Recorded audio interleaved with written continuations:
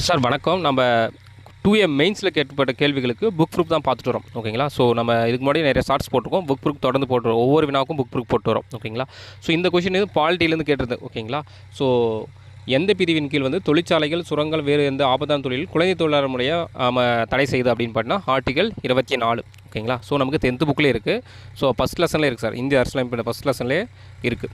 ஓகேங்களா? ஸோ இங்கே இருக்குது பாருங்கள். சுரண்டலுக்கு எதிரான உரிமையின் கீழ் வருது. ஓகேங்களா?